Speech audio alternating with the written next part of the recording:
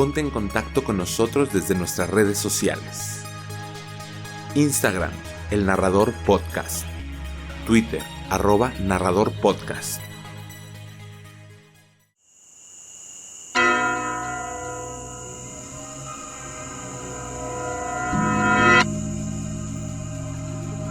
¿Te gusta el terror?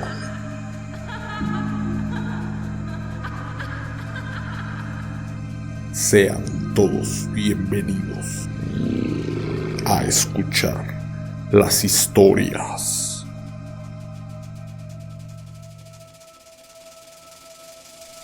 del narrador.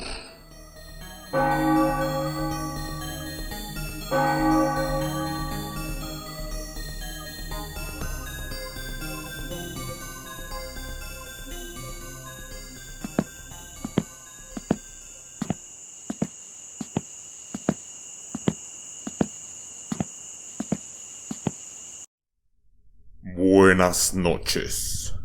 Sean todos bienvenidos. En esta ocasión traigo para ustedes una historia de Howard Philip Lovecraft, en la cual nos describe los hechos en torno a una ciénaga. Siéntense y disfruten de la historia. El pantano de la luna de H.P. Lovecraft. Dennis Barry se había esfumado en alguna parte, en alguna región espantosa y remota, de la que nada sé. Estaba con él la última noche que pasó entre los hombres, y escuché sus gritos cuando el ser lo atacó. Pero ni todos los campesinos y policías del condado de Met pudieron encontrarlo, ni a él ni a los otros, aunque los buscaron por todas partes. Y ahora me estremezco cuando oigo croar a las ranas en los pantanos o veo a la luna en lugares solitarios. Había intimado con Dennis Barry en Estados Unidos, donde éste se había hecho rico, y lo felicité cuando recompró el castillo junto al pantano, en el somnoliento Kildare. De Kildare procedía su padre, y ahí era donde quería disfrutar de su riqueza, entre parajes ancestrales. Los de su estirpe antaño se enseñoraban sobre Kildare, y habían construido y habitado el castillo. Pero aquellos días ya resultaban remotos, así que durante generaciones el castillo había permanecido vacío y arruinado. Tras volver de Irlanda, Barry me escribía a menudo contándome cómo, mediante sus cuidados, el castillo gris veía alzarse una torre tras otra sobre sus restaurados muros, tal como se alzaran ya tantos siglos antes, y cómo los campesinos lo bendecían por devolver los antiguos días con su oro de ultramar.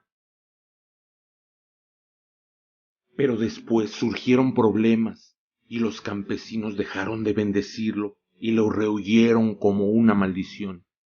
Y entonces me envió una carta pidiéndome que lo visitase, ya que se había quedado solo en el castillo, sin nadie con quien hablar, fuera de los nuevos criados y peones contratados en el norte. La fuente de todos los problemas era la ciénaga, según me contó Barry la noche de mi llegada al castillo. Alcancé a Kildare en el ocaso veraniego, mientras el oro de los cielos iluminaba el verde de las colinas y arboledas y el azul de la ciénaga, donde sobre un lejano islote unas extrañas ruinas antiguas resplandecían de forma espectral. El crepúsculo resultaba verdaderamente grato, pero los campesinos de Ballylough me habían puesto en guardia y decían que Kildare estaba maldita, por lo que casi me estremecí al ver los altos torreones dorados por el resplandor. El coche de Barry me había recogido en la estación de Ballylough, ya que el tren no pasa por Kildare.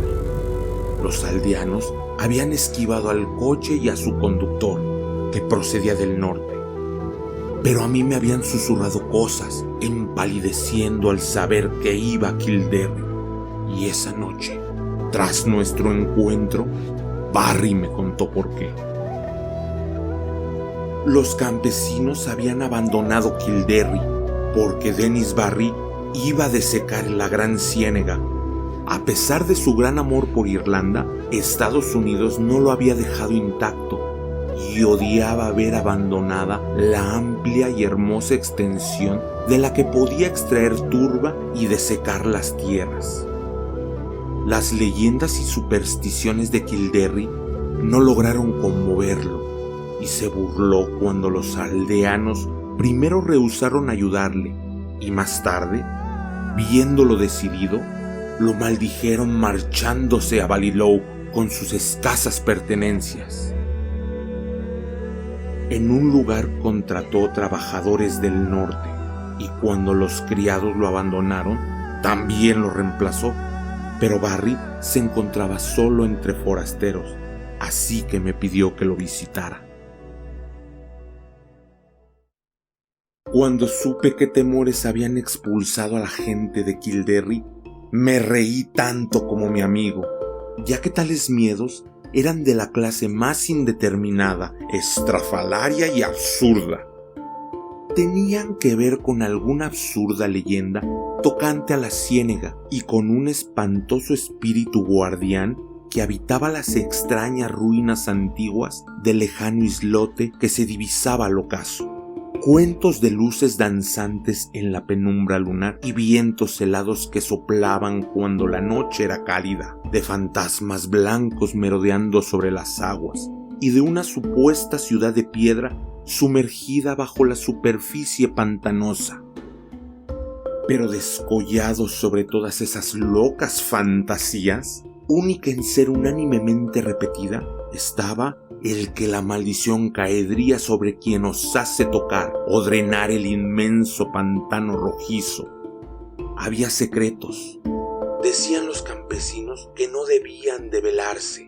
Secretos que permanecían ocultos desde la plaga que exterminase a los hijos de Partolan en los fabulosos años previos a la historia.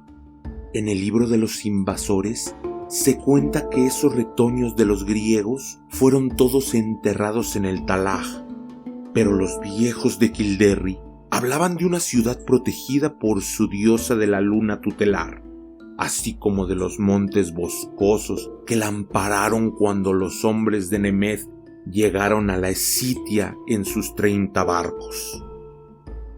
Tales eran los absurdos cuentos que habían conducido a los aldeanos al abandono de Kildare, y al oírlos, no me resultó extraño que Dennis Barry no hubiera querido prestarles atención. Sentía, no obstante, gran interés por las antigüedades y estaba dispuesto a explorar a fondo el pantano en cuanto lo desecase. Había ido con frecuencia a las ruinas blancas del islote, pero aunque evidentemente muy antiguas y su estilo guardaba muy poca relación con la mayoría de las ruinas irlandesas, se encontraba demasiado deteriorado para ofrecer una idea de su época de gloria. Ahora estaban a punto de comenzar los trabajos de drenaje y los trabajadores del norte pronto despojarían a la ciénega prohibida del musgo verde y del brezo rojo y aniquilarían los pequeños regatos sembrados de conchas y los tranquilos estanques azules bordeados de junco. Me sentí muy somnoliento cuando Barry me hubo contado todo aquello, ya que el viaje durante el día había resultado fatigoso y mi anfitrión había estado hablando hasta bien entrada la noche.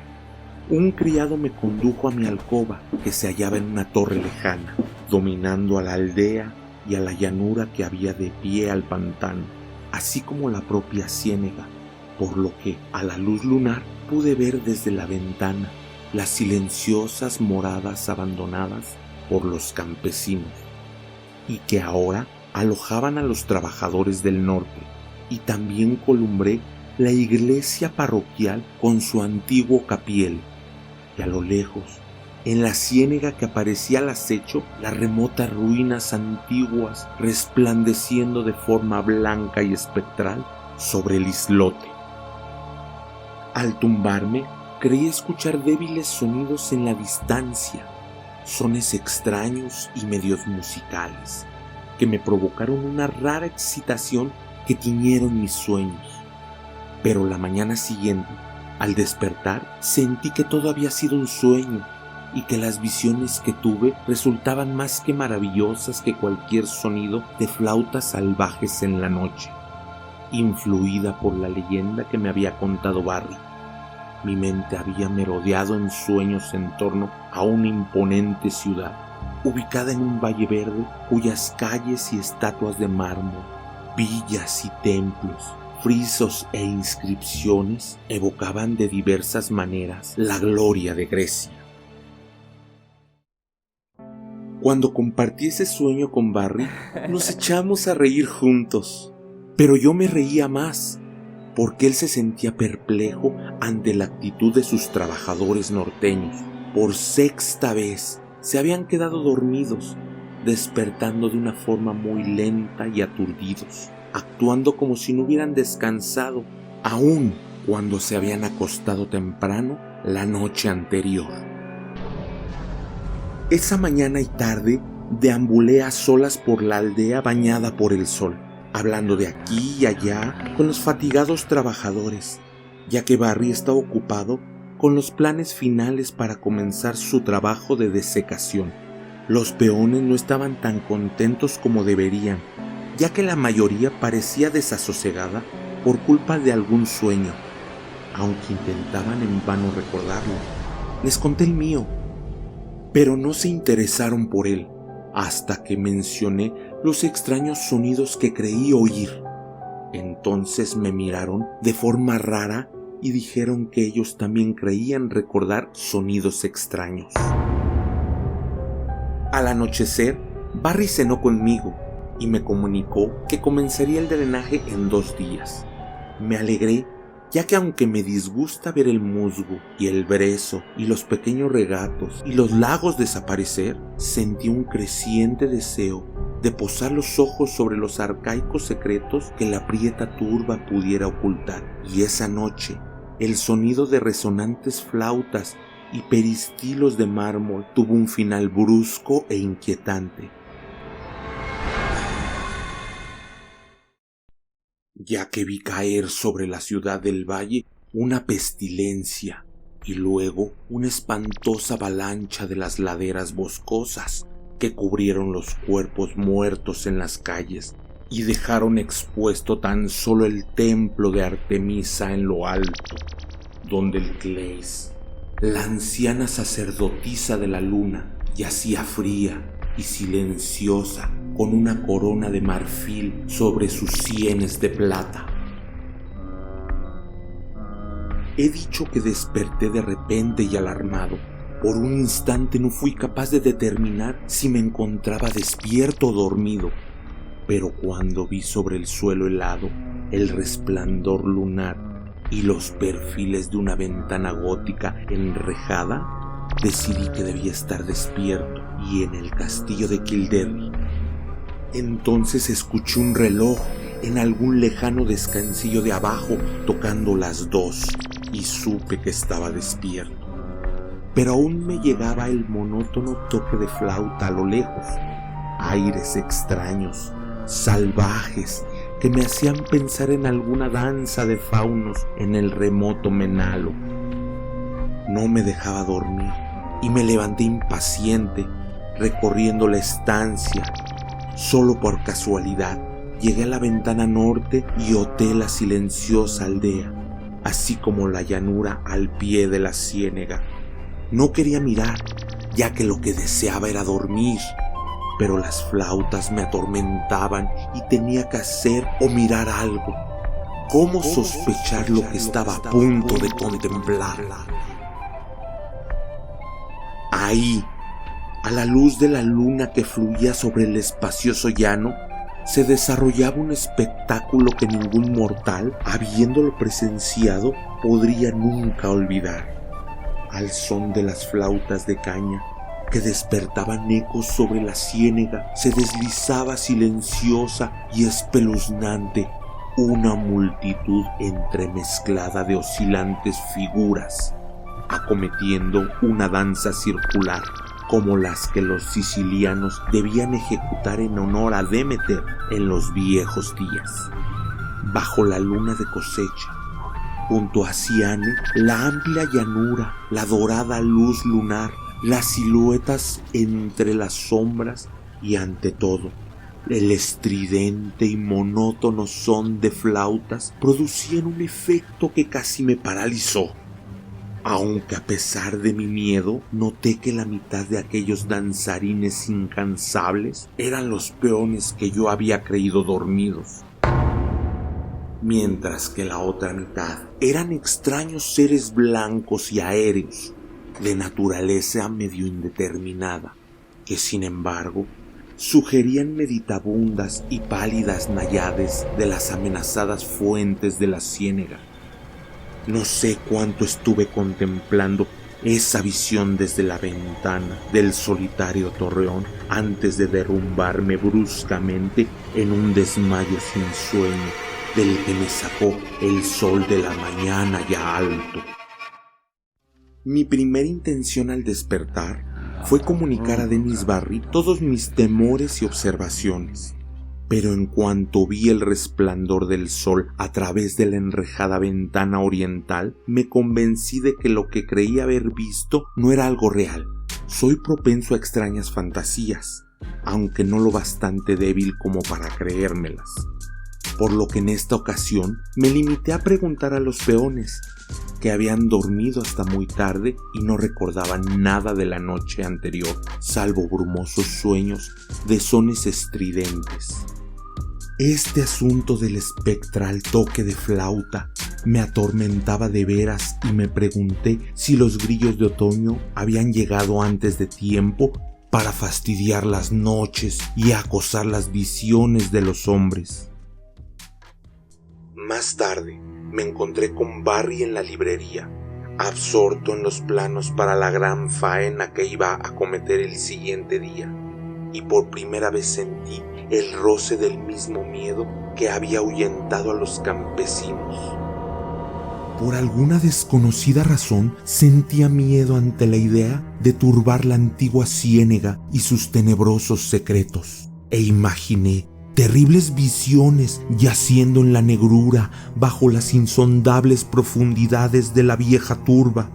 Me parecía locura que se sacase tales secretos a la luz, y comencé a desear tener una excusa para abandonar el castillo y la aldea. Fui tan lejos como para mencionar de pasada el tema a Barry, pero no me atreví a proseguir cuando soltó una de sus resonantes risotadas, así que guardé silencio. Cuando el sol se hundió llamante sobre las lejanas colinas y Kildare se cubrió de rojo y oro en medio de un resplandor semejante a un prodigio. Nunca sabré a ciencia cierta si los sucesos de esa noche fueron realidad o ilusión. En verdad trascienden a cualquier cosa que podamos suponer obra de la naturaleza o el universo. Aunque no es posible dar una explicación natural a esas desapariciones que fueron conocidas tras su consumación, me retiré temprano y lleno de temor. Durante largo tiempo me fue imposible conciliar el sueño en el extraordinario silencio de la noche. Estaba verdaderamente oscuro, ya que a pesar de que el cielo estaba despejado, la luna casi en fase de nueva y no saldría hasta la madrugada. Mientras estaba tumbado pensé en Dennis Barry y en lo que podría ocurrir en esa ciénega al llegar el alba. Y me descubrí casi frenético por el impulso de correr en la oscuridad, coger el coche de Barry y conducir enloquecido hacia Ballydoe, fuera de las tierras amenazadas. Pero antes de que mis temores pudieran concretarse en acciones, me había dormido y atizaba un sueño sobre la ciudad del valle, fría y muerta bajo un sudario de sombras espantosas.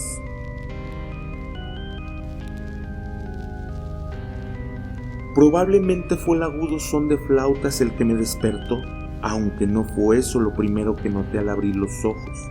Me encontraba tumbado de espaldas a la ventana este, desde la que se divisaba la ciénega y por donde la luna menguante se alzaría, y por lo tanto yo esperaba ver incidir la luz sobre el muro puesto frente a mí, pero no había esperado ver lo que apareció. La luz efectivamente iluminaba los cristales del frente, pero no se trataba del resplandor que da la luna. Terrible y penetrante resultaba el raudal de roja refulgencia que fluía a través de la ventana gótica, y la estancia entera brillaba envuelta en un fulgor intenso y ultraterreno.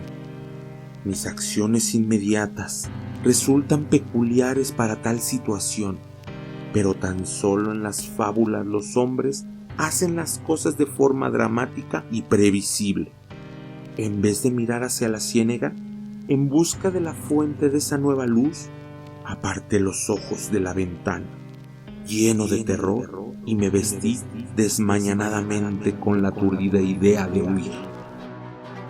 Me recuerdo tomando sombrero y revólver, pero antes de acabar, había perdido ambos sin disparar el uno ni calarme el otro. Pasado el tiempo, la fascinación de la roja radiación venció en mí el miedo y me arrastré hasta la ventana oeste, mirando mientras el incesante y enloquecedor toque de flauta gemía y reverberaba a través del castillo y sobre la aldea.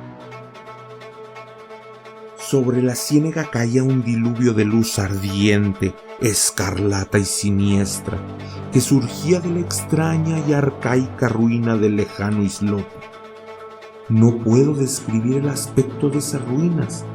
Debí estar loco, ya que parecía alzarse majestuosa y pletórica, espléndida y circundada de columnas, y el reflejo de llamas sobre el mármol de la construcción hendida, el cielo como la cúspide de un templo en la cima de una montaña. Las flautas chirriaban, los tambores comenzaron a doblar, y mientras yo observaba lleno de espanto y terror, creí ver obscuras formas saltarinas que se silueteaban grotescamente contra esa visión de mármol y resplandores.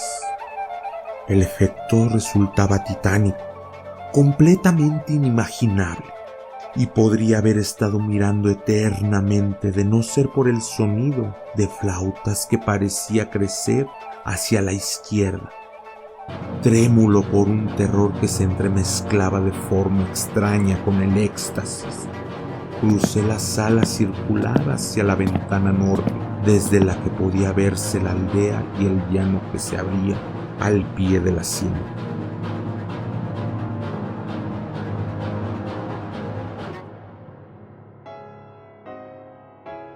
Entonces mis ojos se desorbitaron ante un extraordinario prodigio aún más grande, como si no acabase dar la espalda a una escena que desbordaba la naturaleza, ya que por la llanura espectralmente iluminada de rojo se desplazaba una procesión de seres con formas tales que no podía proceder sino de pesadillas. Medio deslizándose, medio flotando por los aires, los fantasmas de la ciénega, ataviados de blanco, iban retirándose lentamente hacia las aguas tranquilas y las ruinas de la isla en fantásticas formaciones que sugerían algunas danza ceremonial y antigua. Sus brazos ondeantes y traslúcidos, al son de los detestables toques de aquellas flautas invisibles, reclamaban con extraordinario ritmo a una multitud tambaleantes de trabajadores que les seguían perrunamente con pasos ciegos e involuntarios, trastabillando como arrastrados por una voluntad demoníaca, torpes pero irresistibles. Cuando los náyades llegaban a la ciénega sin desviarse, una fila de rezagados zigzagueaba tropezando como borrachos, abandonando el castillo por alguna puerta apartada de mi ventana, fueron dando tumbos de ciego por el patio y a través de la parte interpuesta de la aldea, y se unieron a la titubeante columna de peones en la llanura. A pesar de la altura, pude reconocerlos como los criados traídos del norte, ya que reconocí la silueta fea y gruesa del cocinero, cuyo absurdo aspecto ahora resultaba sumamente trágico. Las flautas sonaban de forma horrible y volví a escuchar el batir de tambores procedentes de las ruinas de la isla. Entonces, silenciosa y graciosamente, las náyades llegaron al agua y se fundieron una tras otra con la antigua ciénega, mientras la línea de seguidores, sin medir sus pasos, chapoteaban desdeñadamente tras ellas para acabar desapareciendo en un leve remolino de insalubres burbujas que apenas pude distinguir a la luz escarlata.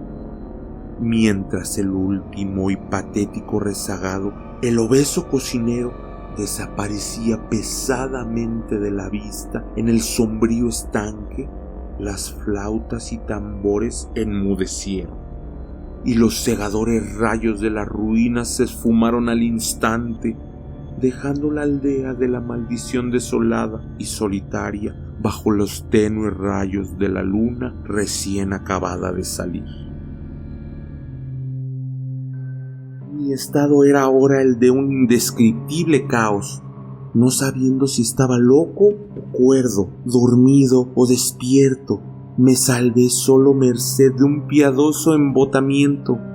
Creo haber hecho cosas tan ridículas como rezar a Artemisa, Latona, Demeter, Perséfone y Plutón. Todo cuanto podía recordar de mis días de estudios clásicos de juventud me acudió a los labios mientras los horrores de la situación despertaban en mí supersticiones más arraigadas. Sentía que había presenciado la muerte de toda una aldea y sabía que estaba a solas en el castillo con Dennis Barry, cuya audacia había desatado la maldición.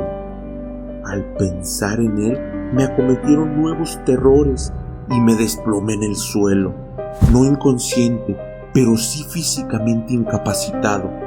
Entonces sentí el helado soplo desde la ventana este, por donde se había alzado la luna, y comencé a escuchar los gritos en el castillo. Pronto tales gritos habían alcanzado una magnitud y cualidad que no quiero transcribir, y me hacen enfermar al recordarlo. Todo en cuanto puedo decir es que provenían de algo que yo conocí como amigo mío. En cierto instante, durante ese periodo estremecedor, el viento frío y los gritos debieron hacerme levantar, ya que mi siguiente impresión es la de una enloquecida carrera por la estancia y a través de corredores negros como la tinta, y afuera, cruzando el patio para sumergirme en la espantosa noche. Al alba me descubrieron errando, trastornado cerca de Balidou, pero lo que me enloqueció por completo no fue ninguno de esos terrores vistos u oídos antes. Lo que yo musitaba cuando volví lentamente de las sombras era un par de incidentes acaecidos durante mi huida.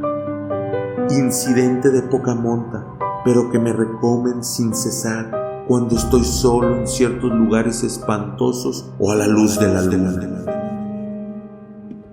Mientras huía de ese castillo maldito por el borde de la ciénega, escuché de nuevo un sonido, algo común, aunque no lo había oído antes en Kildare. Las aguas estancadas, últimamente bastante despobladas de vida animal, ahora hervían de enormes ranas viscosas que croaban aguda e intensamente en tonos que desentonaban de forma extraña con su tamaño. Relucían verdes e hinchadas bajo los rayos de la luna y parecían contemplar fijamente la fuente de luz. Yo seguí la mirada de una rana muy gorda y fea viví la segunda de las cosas que me hizo perder el tino. Tendido entre las extrañas ruinas antiguas y la luna menguante, mis ojos no creyeron descubrir un rayo débil y trémulo resplandor que no se reflejaba en las aguas de la ciénega, y ascendiendo por ese pálido camino, mi mente febril imaginó una sombra leve que se debatía lentamente, una sombra vagamente perfilada que se retorcía como arrastrada por monstruos invisibles. Enloquecido como estaba, encontré en esa espantosa un monstruo parecido, una caricatura nauseabunda e increíble, una imagen blasfema del que fuera Dennis Berry.